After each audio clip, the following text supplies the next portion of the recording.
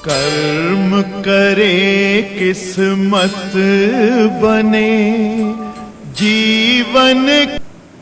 अर्जुन की निरपेक्षता पे श्री प्रश्नकर्ता ने आचार्य प्रशांत जी से पूछा कि दोनों सेनाओं के बीच में मुझे खड़ा कर दीजिए जिससे मैं निरीक्षण कर सकूं।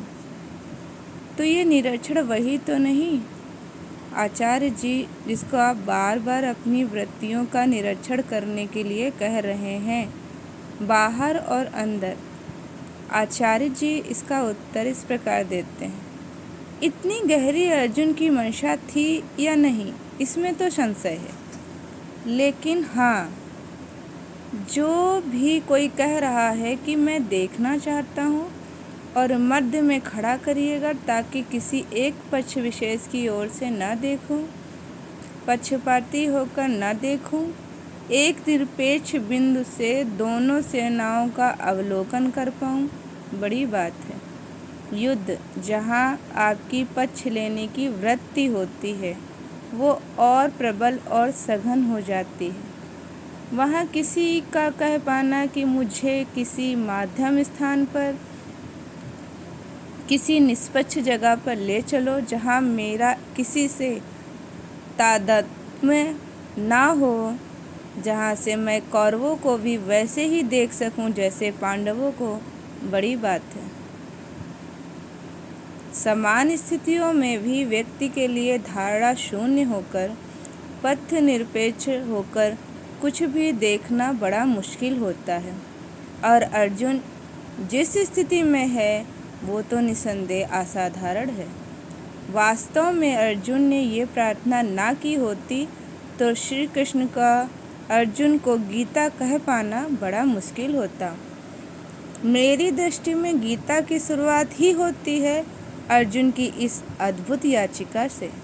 कौन सा योद्धा अपने सारथी को शंख फूंकने से ठीक पहले यह कहता है कि ले चलो मेरे रथ को ऐसी जगह पर जहाँ से मुझे दोनों सेनाएं साफ साफ दिखाई दें, मैं एक ओर का होकर के दूसरी ओर नहीं देखना चाहता, मैं कहीं का ना हो करके दोनों ओर देखना चाहता हूँ। गीता यहीं से शुरू होती है। अन्यथा इतने योद्धा थे, पांडव सभी प्रिय ही थे कृष्ण को, और पांडवों में ही धर्मराज भी थे।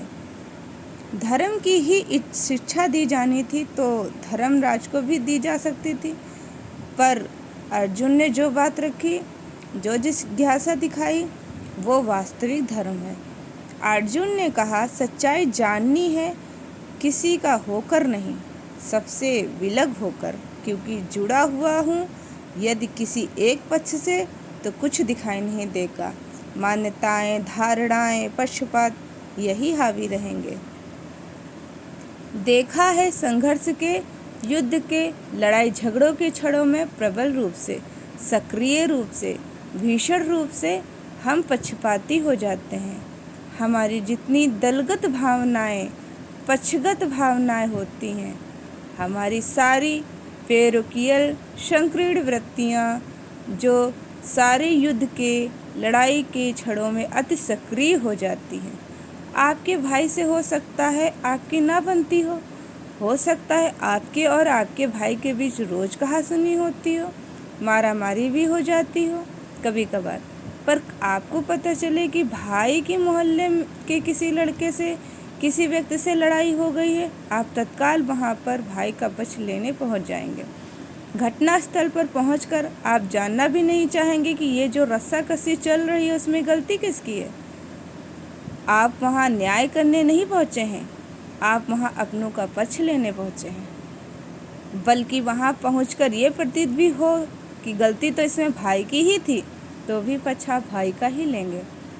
तो ऐसे में अर्जुन ने जो इच्छा प्रदर्शित की वो असाधारण है। मुश्किल होता है तनाव के क्षणों में, उत्तेजना के क्षणों में इतनी निष्पक्षता, इतना संयम दर्शा पाना। ठीक इसी जगह पर अर्जुन ने दिखा दिया, प्रमाणित कर दिया कि वो पात्र है गीता को सुनने का। इसलिए मैं कह रहा हूँ, गीता की शुरुआत यहीं से होती है। हर व्यक्ति गीता के श्रवण का, सेवन का पात्र नहीं होता। अर्जुन प्रमाणित कर रहे हैं कि वो हैं।